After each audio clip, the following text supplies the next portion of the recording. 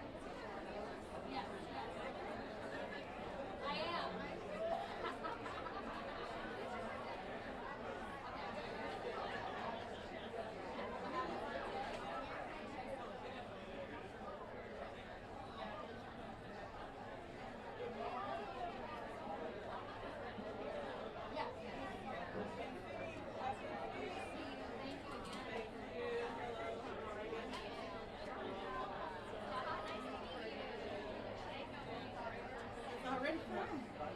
Look at you sitting over here. Yeah, I've emailed you a couple of times.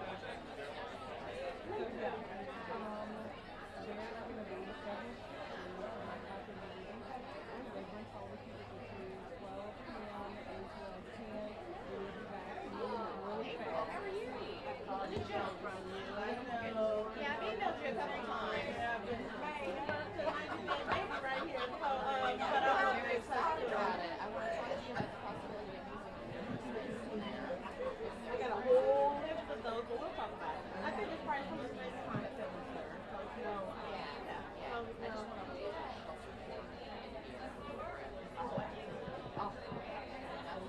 all of the above. Okay.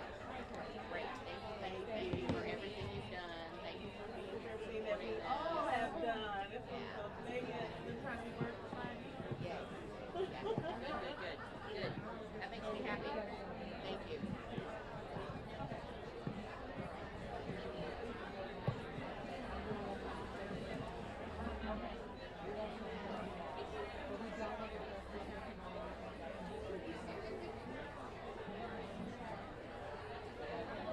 We have a really great financing list. We just received our together insurance for us, so that we're doing something by purpose. Call back on we got that maybe Thursday or Friday, and it's with should have been 2 weeks. This week we'll have the first gathering today. Great.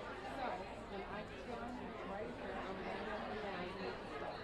Okay? Yes, ma'am. All right. All your program. You have your program? I do. Okay. I do.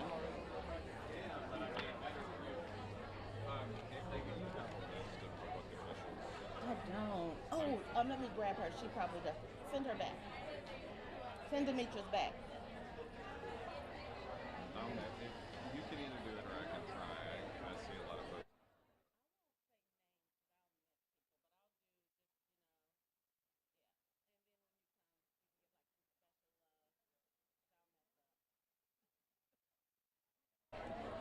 They won't be mad at you.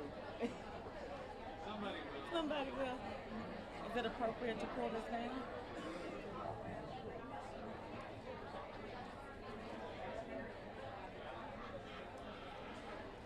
Good morning. Good morning. Is it still morning or is it noon? It's morning. Thank you all for coming. I would like to thank everyone for coming. It's nothing like having a huge party and having no one show up. But I really did not think that would be the case today.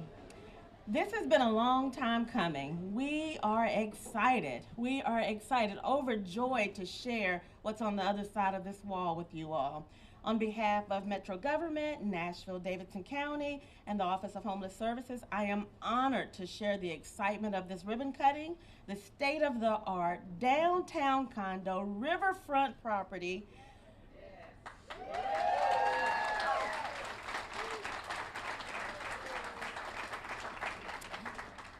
Lovingly named after Charlie Strobel. Woo! I want to offer special welcome for everyone that's in attendance in the audience, especially our people with lived experience, especially Charlie Strobel's family members, especially our Room in the Inn family and their board members as well, along with Robert Edwards, if he's here as well. He's one of the people with lived experience that, thank you, one of the people with lived experience on the board of Room in the Inn. I'd like to welcome our elected officials, our mayor, our vice mayor, and all of our council members. I will get it wrong if I name them all. Our department heads, the department heads that lead the metro offices here in Nashville. Any attending governmental officials, we have several here from HUD TA, and also those that shared and served in the United States Armed Forces. Our MNPD department here as well. This work of running Metro's business could not be done without each and every one of you. I'm excited to say last Tuesday in Metro Council, there was some business going on and felt completely safe with the commanders of our MNPD officers there to keep us safe. Thank you for your service. Thank you for attending. Due to the heat and the threat of rain, right, we're trying to keep this concise and brief. Also, this will be live streamed, so if you have someone that wasn't able to make it out, it will be live streamed on OHS, Office of Homeless Services Facebook page. The run of show is going to move pretty swiftly, and just want to also celebrate the Office of Homeless Services thanks to then Council Member Freddie O'Connell, now Mayor Freddie O'Connell. We turned 1 year old on July 1st. So this is a celebration for us. This restorative, trauma-informed, housing first studio home initiative started BC before COVID, under prior administration, right?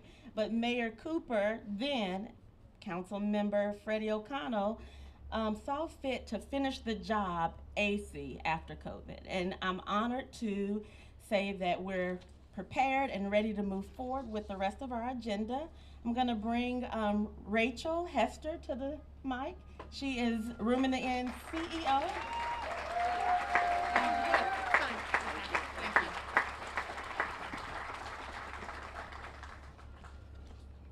While Charles Strobel was a priest in East Nashville in the early 80s, the Corps of Engineers began to clear off the riverbanks of the large encampment.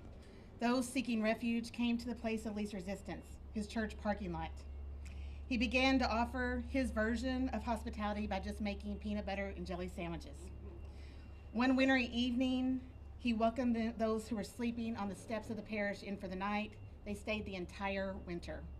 That created Room in the Inn. As their needs emerged, Room in the Inn began to offer more long-term support for those who we were building relationship with. Just blocks away from Music City Center, Room in the Inn focuses on health, education, income, and housing. It begins with over 100 congregations offering shelter in their own facilities that are at the heart of the soul of the program. But our downtown location also provides a day center, respite for the medically fragile, including room for the publicly intoxicated in lieu of jail, recovery, educational programs, and a daily meal. Add to that mail, bus passes, laundry, showers, work IDs, birth certificates, navigation services for an ever-changing world, a veterans housing program, and 48 affordable housing units. Room in the Inn serves over 4,000 individuals each year, and every single one of them deserves a home. I've been thinking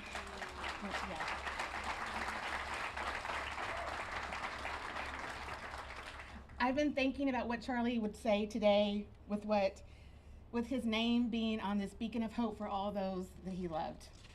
And I think he would be honored and humbled, and then I believe he would reflect for a moment with gratitude on his childhood home, just a few streets away, also known as the Strobel House, where his mother and his aunts were examples of hospitality and service that were rooted in a supportive community that carried him throughout his life. Then I hear him speak the names of all of those who are part of our unhoused community, that paid the ultimate sacrifice and died without a roof over their heads. Gwen, Michael, Vince, Joe, Adrian and her unborn baby, and the other over 1,000 names that are on our memorial tree at the door of Room in the Inn's campus. They are the names that were written on his heart. Each day of service, every sermon he gave, every city meeting he attended, and every quiet prayer, they were there. I recently found a letter that he wrote about this very project and his hopes, and I thought I'd share those words with you now. Affordable housing is a critical need of any city. Nashville's real estate market has driven rents to a level out of reach for those who earn from 0 to 60% of a median income. This trend can cripple a city. This project reverses that trend. In the downtown area, the lack of workforce housing is astonishing. This project, proposed as low-income housing for the homeless, will create more workforce housing, especially in construction, housekeeping, and food services. Suddenly, the homeless are no longer a problem, but now a solution.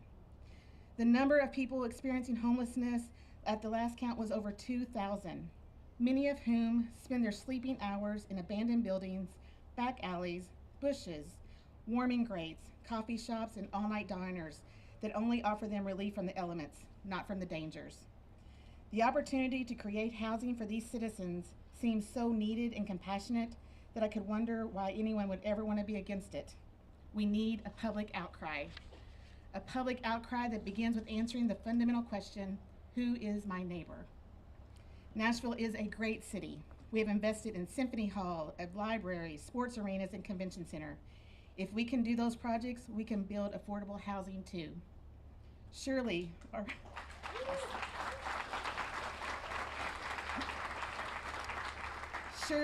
poorest neighbors also deserve to share in the riches of our city.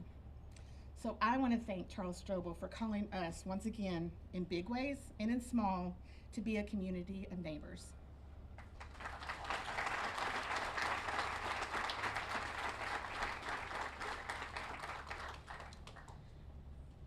So in the last 2 years, I feel that Nashville has moved the work and the business of our unsheltered or sheltered population under the leadership of Jaha Martin, our board chair, light years ahead of where we have been in the past. I would like to bring her to the microphone.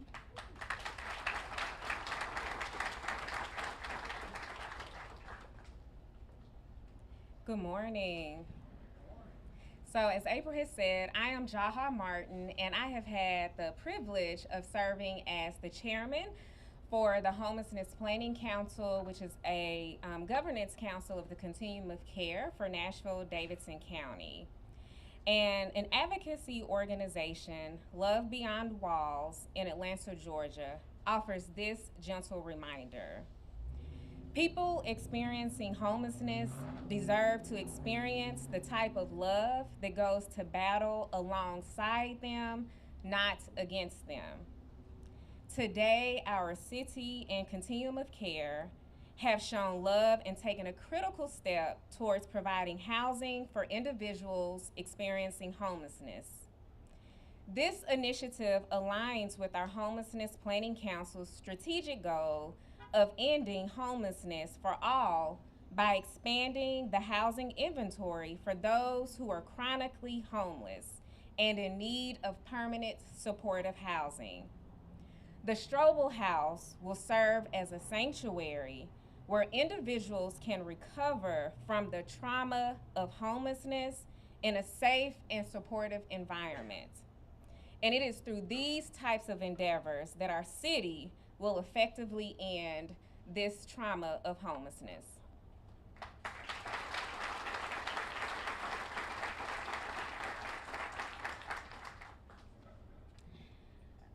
This work would not be possible without the efforts of Dr. Troy White, our MDHA Local Housing Authority. I don't see him in attendance today, but I do want to shout out to him and his team because his work would not be possible without them. Yeah. I also received an email from our HUD reps. We have a lot of federal government and HUD representatives here today to help celebrate such an initiative. Ending homelessness starts with housing. The only thing that I can say that all of our unhoused individuals have in common is they don't have a home. And so I would like to, initially it was going to be Jennifer Collins. I believe she was not able to come today. And I would like to invite Michelle. Um,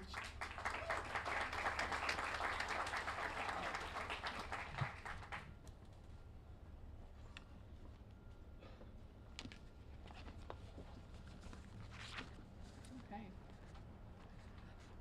Whew. I was brought up believing that passion is the fuel of life. I was always taught that if you find something that sets your heart on fire, you must pursue it with everything that you have. As I grew older, I began to understand that turning your passion into your purpose is one of the most fulfilling journeys you can undertake. One of the most inspiring things I've learned is that when you live with passion and purpose, you inspire others to do the same. I believe that is what Charlie Strobel did, and it's evident that many of you did the same. Homelessness is not just a lack of shelter. It is a crisis of dignity, security, and hope. Imagine the courage that it takes to face each day not knowing where you will sleep at night. HUD shares your mission to never ignore those without a place to call home. I am honored to be here today to speak on behalf of HUD Regional Administrator Jennifer Raleigh Collins and Nashville Field Office Director Walter Perry, who were unfortunately unable to attend. My name is Dr. Michelle McCarroll, and I work hand in hand with Walter Perry at the Nashville Field Office. I am also wanting to say that they deeply value the importance of such a significant milestone in this community, the grand opening of the Strobel House, and they wanted me to convey their thoughts and best wishes to all of you. Father Strobel's legacy of compassion and tireless work continues to inspire us all, and it's fitting that this center, a true beacon of hope, bears his name. HUD is grateful for the work that you do on a daily basis, work that is often unseen by the public, but makes an impact for individuals and families that need a safe place to live. Your dedication and generosity are the foundation upon which the Strobel House stands. That is Nashville. That is helping our neighbors.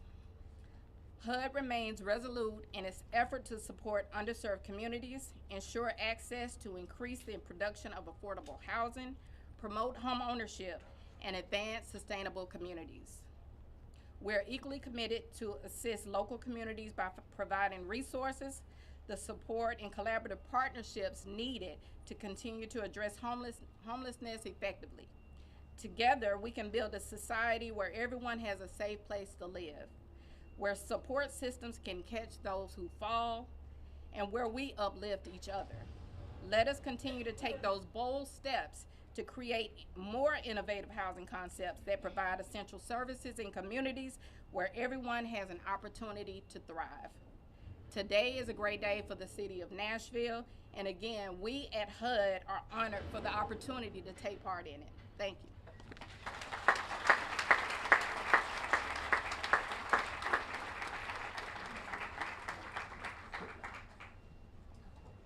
Sorry, Michelle. Dr. Michelle, right? Thank you. Thank you. Living in a city where we have someone with big dreams, big visions, big strategies as it relates to our unhoused population under the last administration and currently under our Mayor Freddie O'Connell and his administration. I am honored to serve alongside of Mayor Freddie O'Connell.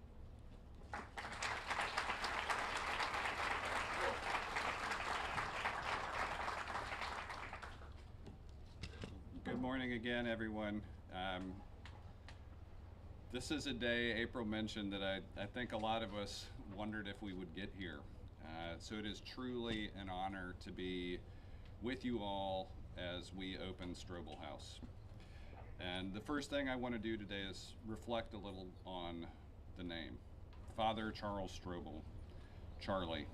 I'm wearing a bracelet today with Charlie's name on it. It says, "Love your neighbor." And it is an important sentiment to keep in mind as we deal with some people who may not have discovered love for their neighbors right now. But Howard Allen, who I see standing in the back, gave me this bracelet. Both of us got to spend some moments in Charlie's presence in his final days, and we both count him as a friend whose life and work meant a lot to us. Years ago, I started joining Charlie in his work before I knew his name.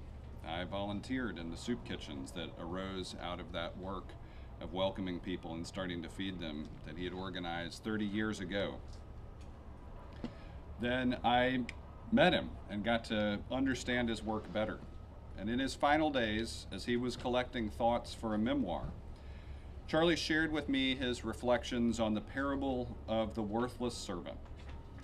As Ann Patchett noted about the parable and its relation to Charlie, it's a state of loving service so deep, so all-encompassing, that the servant loses himself, so that the worthlessness becomes a kind of transcendence. And that was Charlie. Charlie served with me after we had gotten to know one another on the Homelessness Planning Council, and he did that work until his body would not allow him to. And yet, he continued encouraging people willing to do the work in what he knew to be his absence coming ahead. And we've worked across now 4 different mayoral administrations to ensure we got this right. And now we're here with new homes for people in desperate need. And Mayor Berry was right to begin the conversation. Mayor Briley was right to continue it. Mayor Cooper was right to decide to name it for Charlie as he too continued it. And I am proud to be here today, having worked with all of them on it to help it get open and stay open. This is Metro Nashville's first publicly developed permanent supportive housing project. Opening our first permanent supportive housing facility is a significant milestone for Nashville and our unhoused community. It is the embodiment of our housing first philosophy. When someone is experiencing homelessness, we do want to make sure that first they have an opportunity to be housed at all, and then ensure that it fits the individual needs of residents. Strobel House comes with more than a set of house keys. It includes connections to individualized resources to help individuals improve their overall well-being and end their experience with homelessness for good. And that is what makes permanent supportive housing special as a type of housing.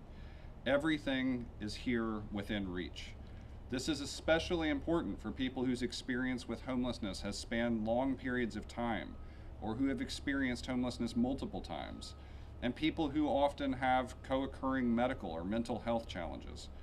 When someone is experiencing homelessness, it can be a full-time effort just to care for basic needs, much less to handle complex medical or mental health needs. As a result, Strobel House is more than just a place to stay. It's a place to heal and to rebuild. It's an investment in the people likeliest to experience chronic homelessness, not just those who may be easier to house. And we're doing it with wraparound services, not just walls, to help everyone who will call Strobel House home enjoy a different kind of living in Nashville where they can be and achieve their healthiest selves.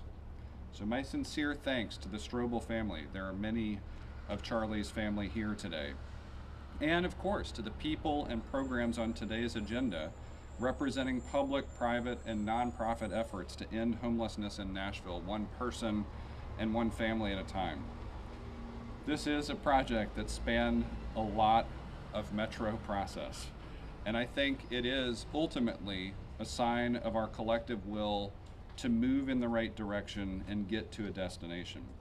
And certainly I want to thank Director April Calvin and the entire team at the Office of Homeless Services. But I do want to credit all of the public leadership that got us here, including Mayor Cooper's choice and Council's choice to support it, to make an unprecedented investment of $50 million in ending and mitigating homelessness in a Housing First plan in October of 2022. On the average day, more than 2,000 Nashvillians are experiencing homelessness, according to our point-in-time count. But we know through HMIS that there are so many people at risk or who may not be counted in that count. 2 out of every 3 of those that we know about are men. More than 40% are Black. About 4 of every 5 unsheltered individuals report having a disability. And that's why it is important to continue making progress on their behalf.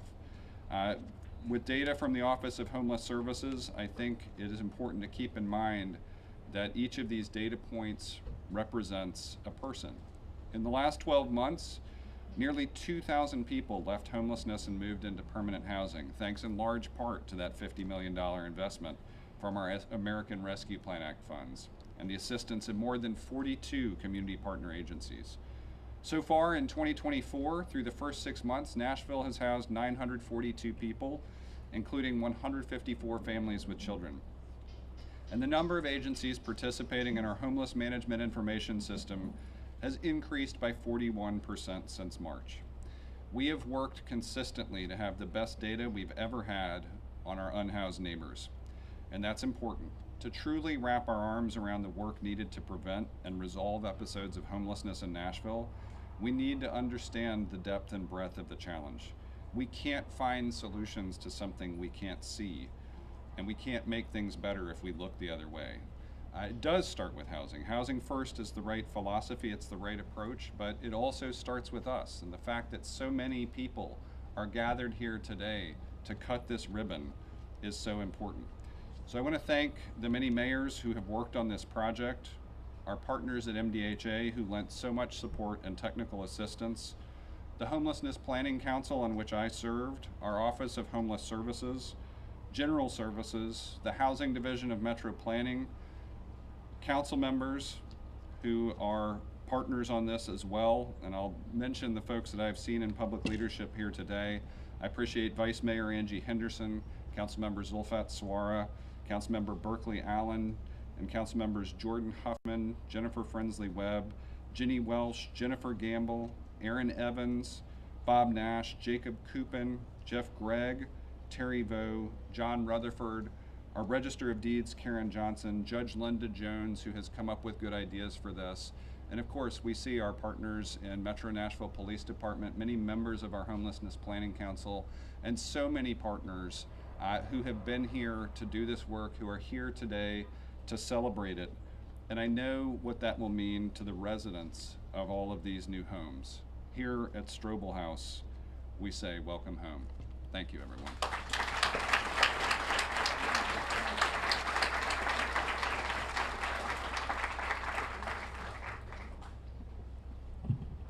I brought it down to my height, messed it up. Sorry. Yes. Got it? All right.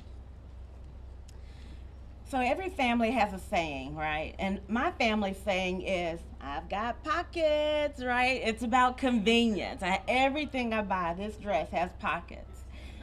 I'm excited about that. I've got pockets. I'll call my kids and say, I've got pockets. Well, the Strobel family has bucket seats. If you know, you know.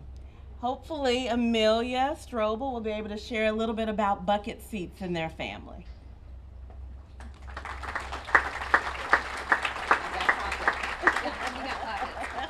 We got bucket seats. Thank you so much. On behalf of the Strobel family, thank you, Mayor O'Connell, the Office of Homeless Services, the people of Nashville, and all who have made this building and its resources a reality. It's a true testament to the generosity of our community to help the unhoused. My Uncle Charles would be humbled and thrilled to see the efforts of so many different groups collaborating to provide homes for 90 of our neighbors. I can just see the grin on his face and that twinkle in his eyes. He would have loved this, not because his name is on a building, but because some of our fellow citizens have permanent housing. And he would also remind us, this is a good start, but there's still so much more to come.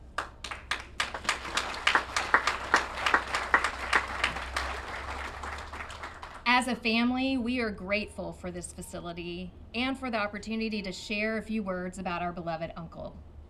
Uncle Charles was a visionary, an innovator, and a man of action. He was also a generous uncle and advocate. An experience from my childhood really stands out, and some of my cousins will remember this. Every year, Uncle Charles, Aunt Alice, and Grandma would pile us into a station wagon, all the grandchildren, and take us to the beach. It was the highlight of our summer, as we didn't really travel much.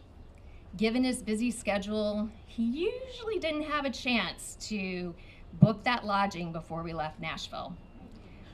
Often he called the motel from the road to make our reservations. This was before cell phones. One year was quite memorable. His specific request was accommodation for 13. When we arrived at the beach hotel, we were so excited and piled out of the car. Uncle Charles went to check in. I guess the phone call had a bad connection. When he went in to get the keys to our rooms, the clerk said, "I have the key to room 13. He said, I need rooms for 13 people, not the key to room 13.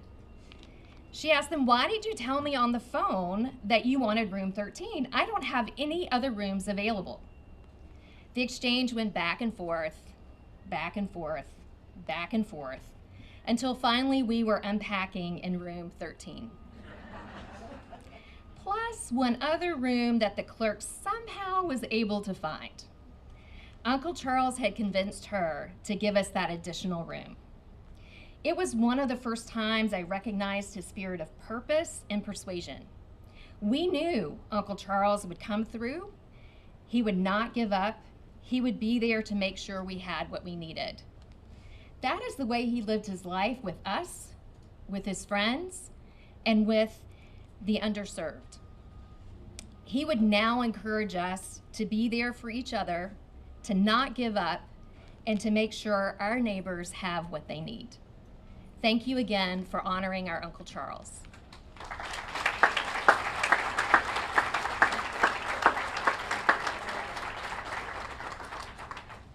Last but not least, MDHA, our local housing authority, was instrumental in helping us to identify the service provider that would provide services in the Strobel house.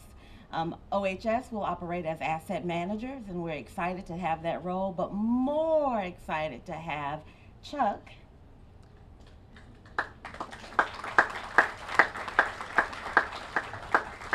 works with DePaul, and DePaul is in 10 different cities, and they are well known for going into different cities and starting up permanent supportive housing opportunities and infiltrating that community to be a leader in that space. I'm happy to have him here with us. Good morning, everybody. Congratulations, Mr. Mayor. Congratulations, OHS. Congratulations, people of Nashville. It is so hard to build permanent supportive housing, but it's even harder when your city is booming and there are other demands for infrastructure. There's real estate speculation, there are rising prices. So this is really a singular achievement. You all deserve a great round of applause.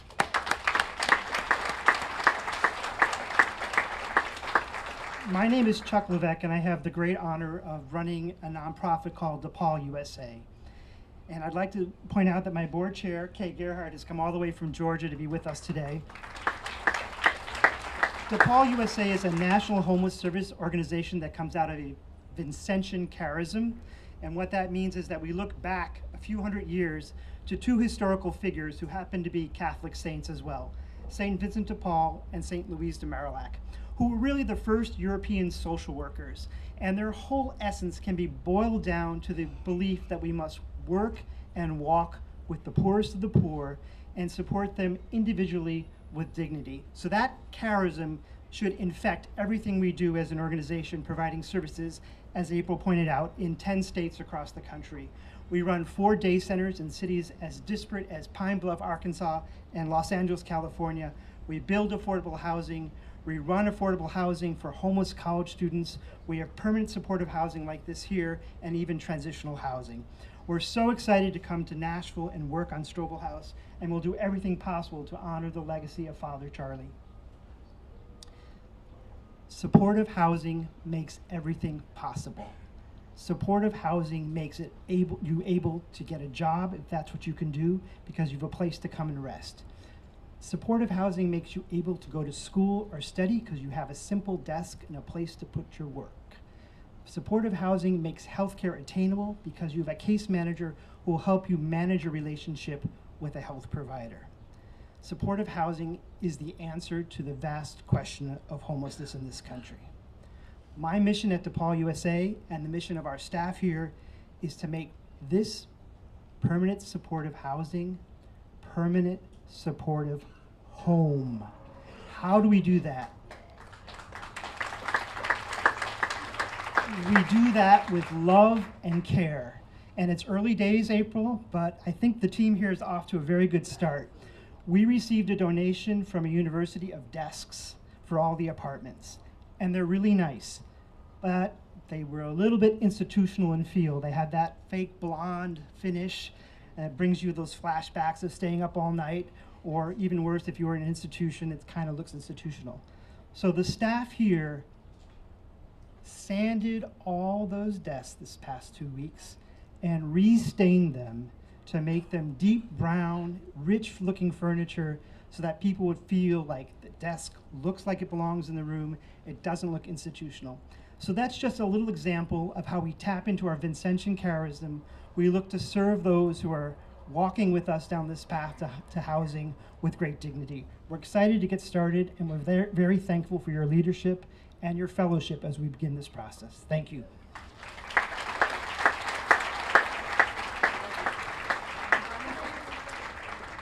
So although it's not 90 or 100 degrees outside, even 80 feels a little warm right now. So I think we're going to move forward with the ribbon cutting ceremony. I would like to bring all of our guest speakers and family members and board chair. Of course, our mayor.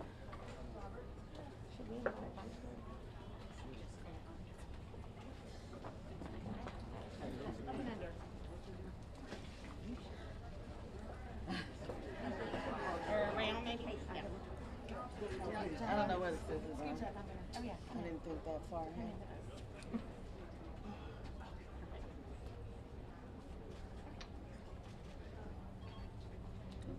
I don't know where the scissors are. They're right here. Oh. But they may not be real. So No, they're real. Are they? They're for real. Because sometimes they're not, you know. Yeah, they're real. Okay. Is there a way to move the podium? No. Or maybe we could all get on one side. Yeah. What if we just all do this side? Okay. Can we be in front of the podium? Not enough space. No. All right, come on up there.